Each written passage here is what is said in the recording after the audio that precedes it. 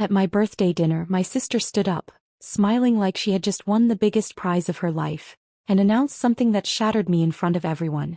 "I'm pregnant," she said, pausing for effect. "And it's Daniel's baby." Daniel, my husband. She thought I would break down right there, that my whole world would collapse in front of the family. She smirked, waiting for me to crumble.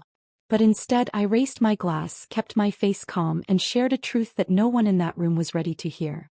Before I continue, please make sure you subscribe to the channel and tell me in the comments where you're watching from. It really means a lot and helps me bring you more stories like this. My name is Claire, I'm 34 years old, and what happened that night at my birthday dinner turned my entire life upside down. When I met Daniel 8 years ago, he was charming in a way that felt effortless. He wasn't the loudest man in the room, but his presence was magnetic.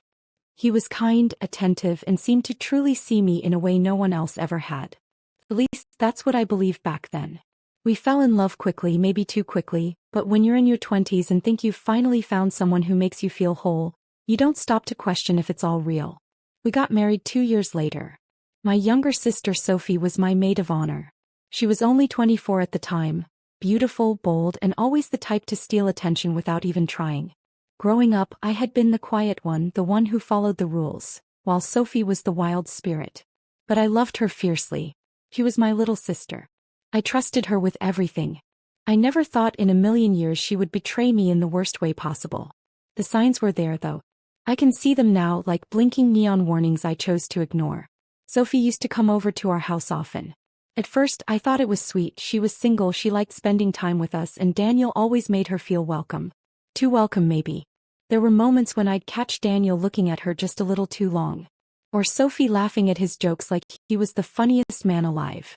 Once I even walked into the kitchen late at night and found them sitting at the counter together, talking in low voices. They looked startled when I came in, but Daniel quickly brushed it off. We were just talking about her job stuff. Nothing serious. And I believed him. Because I wanted to believe. Because marriage is built on trust, and I thought if I started questioning him, it would mean I was the problem. Fast forward to the night of my birthday. My parents, my sister, Daniel, and a few close friends were all gathered in a cozy restaurant. The lights were warm, the table was filled with laughter and wine. For a while, I actually thought it was going to be a perfect night. Then Sophie stood up. She placed her hand on her stomach, smiled directly at me, and said the words that cut through me like a knife. "I'm pregnant. With Daniel's baby." The room went silent. My mother gasped. My father's fork froze halfway to his mouth. Daniel's face turned pale, but he didn't say a word. Me. I just sat there staring at her, feeling like the floor had disappeared beneath my feet. But here's the thing, I wasn't entirely shocked.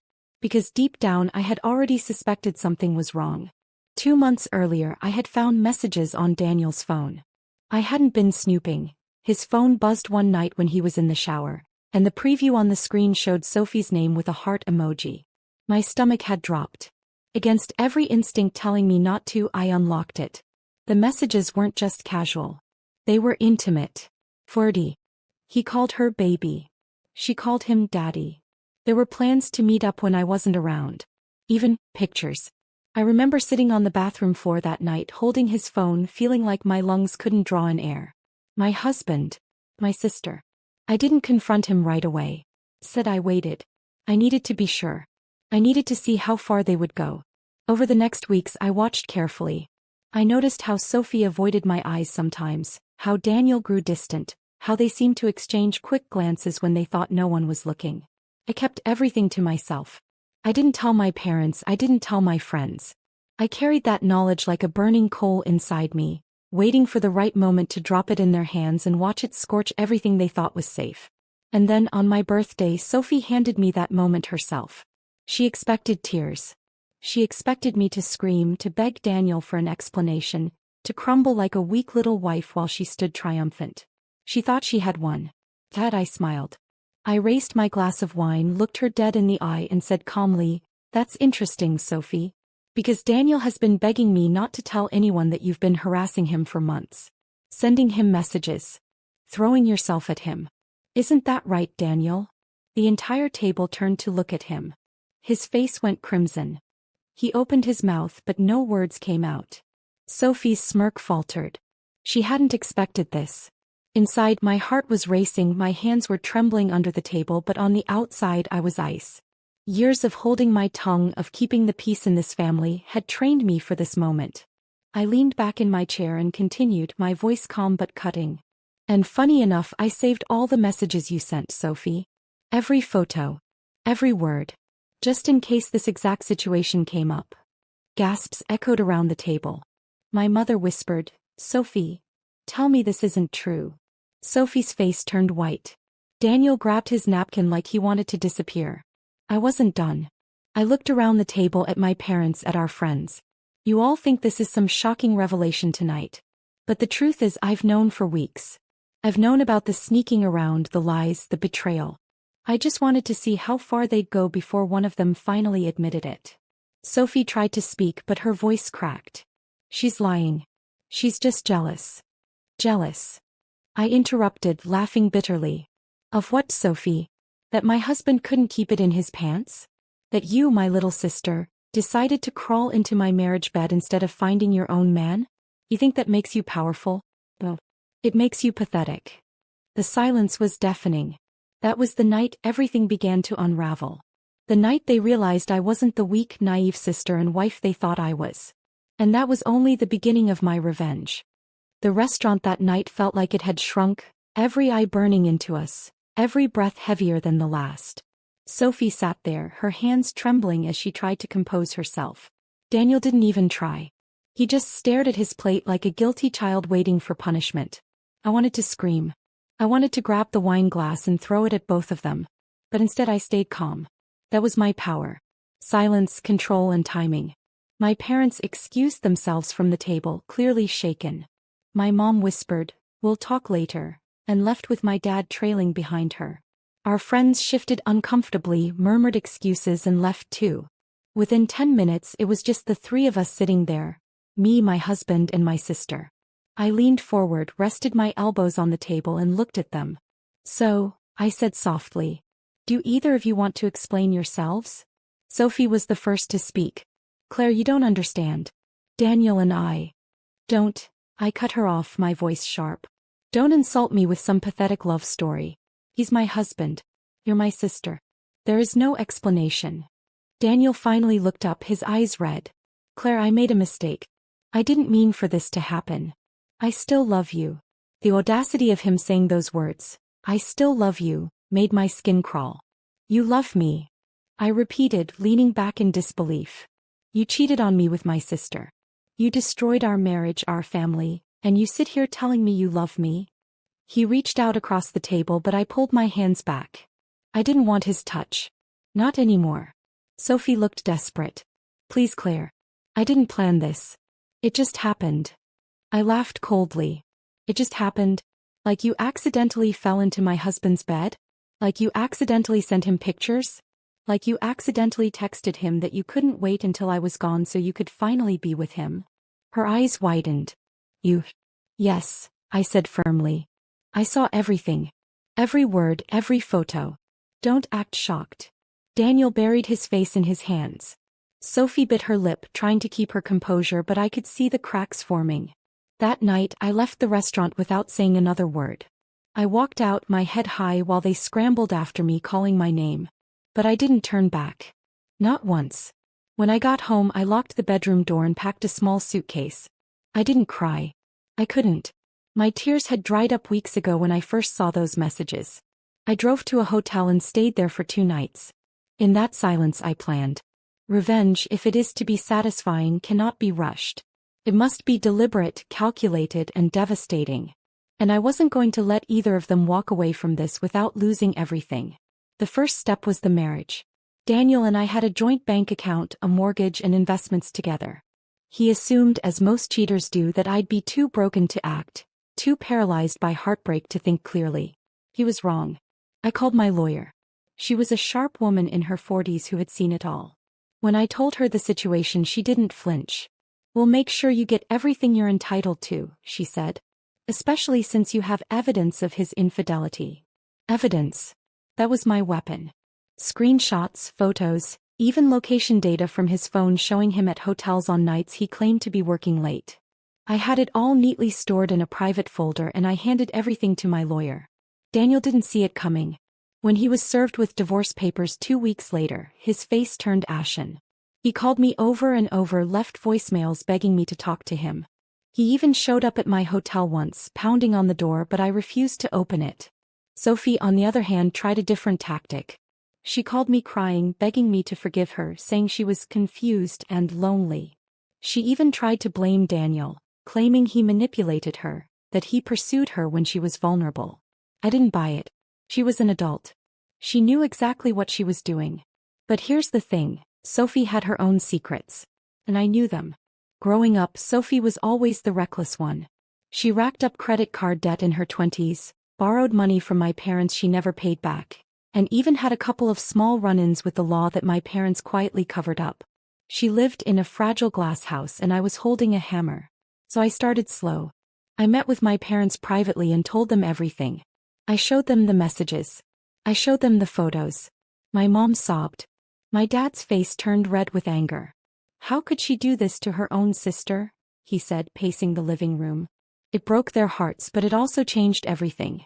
From that day forward, my parents stopped enabling Sophie. No more money. No more covering up her mistakes. She had burned that bridge herself.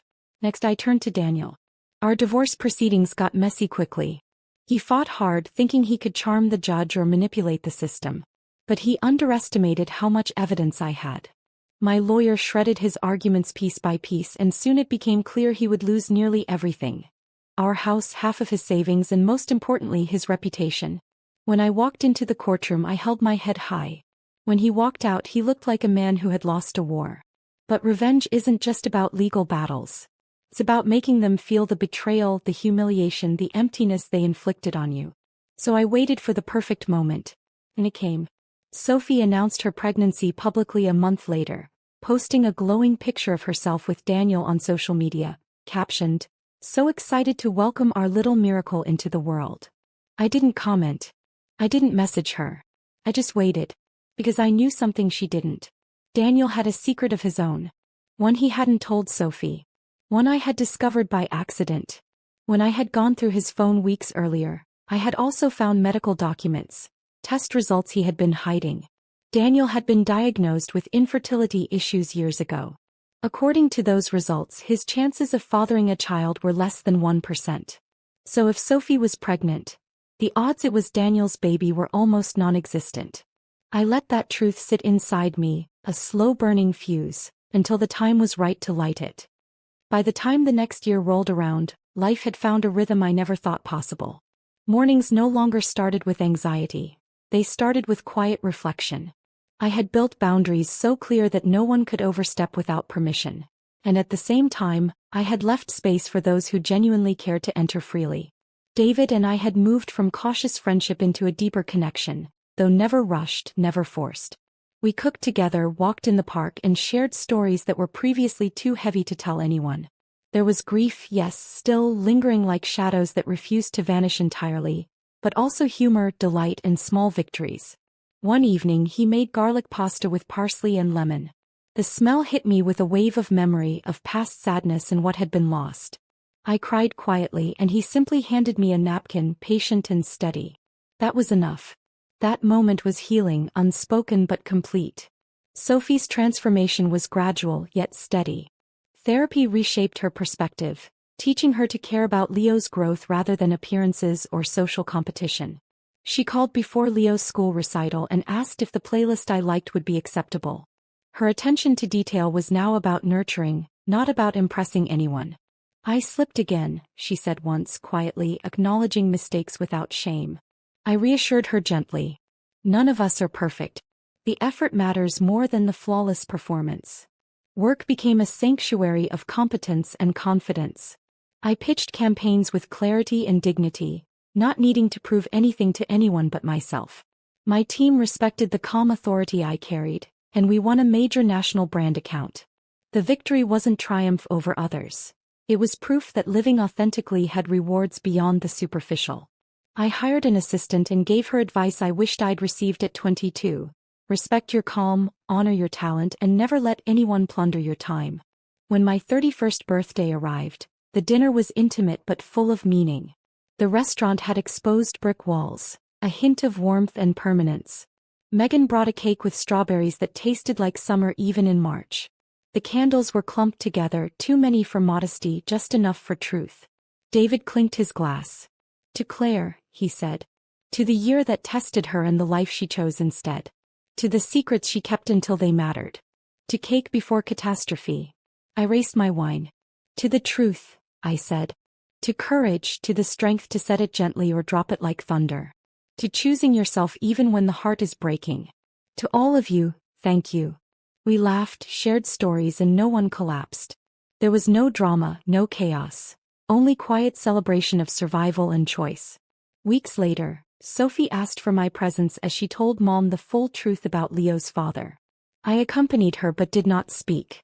The conversation was raw and honest. My mother cried, not in performance but in genuine sorrow and reflection. My father listened, asking about safety, support, and next steps rather than blame. That afternoon was a more meaningful reunion than any prior holiday dinner. It was real and it was earned. I kept all documentation. The infertility report, private investigators' photos, not as tools for revenge, but as reminders of my discernment and bravery. Sometimes I revisited them, remembering the terror and the triumph and feeling pride instead of pain. Life continued, steady and fulfilling. I ran into Daniel at an airport layover. We exchanged pleasantries, acknowledged our separate paths, and parted without resentment. The control was no longer about proving him wrong. It was about embracing freedom. Months passed. Leo took his first steps. The video Sophie sent me showed him falling, laughing, and clapping with pure joy. I texted back a heart and a note. Tell him his godmother says well done. That simple moment reminded me that life could still be joyful and playful, even after all the chaos. 2 years after that birthday dinner, I wrote a letter to the version of myself sitting at the table that night. Dear Claire, you did not fail. They failed you. Then you succeeded yourself. Remember this recipe: equal parts truth and silence, stirred with self-respect, baked in boundaries, served warm to those who deserve it. Discard the leftover guilt. I slid the letter into the leather journal David had given me. It sits on my shelf, between poetry and a negotiation manual. Both are relevant. The words remind me daily that the person I chose to be at that table, the one who raised a glass instead of shattering, is the person I can continue to be. Not because anyone else watches, not because apologies came, but because I deserve a life where I am the main character. If you want a final scene, here it is. Sophie and I sit on a playground bench. Leo toddles toward a slide, spring tulips lifting like gentle fists. I hand Sophie a coffee.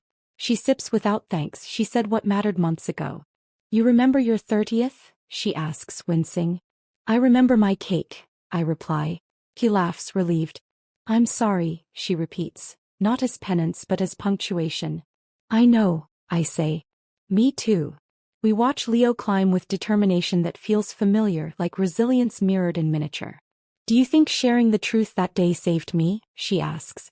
I think I saved myself, I answer. If you were saved, it's because you chose to step out of the shade. The wind lifts, gentle, playful. Leo slides, falls, laughs, and runs back to do it again. The world, for a moment, is designed for practice, not perfection. It is a promise of possibility.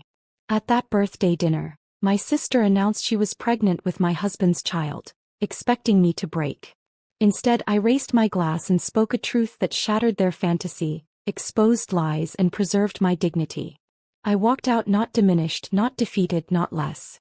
I walked into a life that was mine because I claimed it. Their world crashed. Mine finally stood.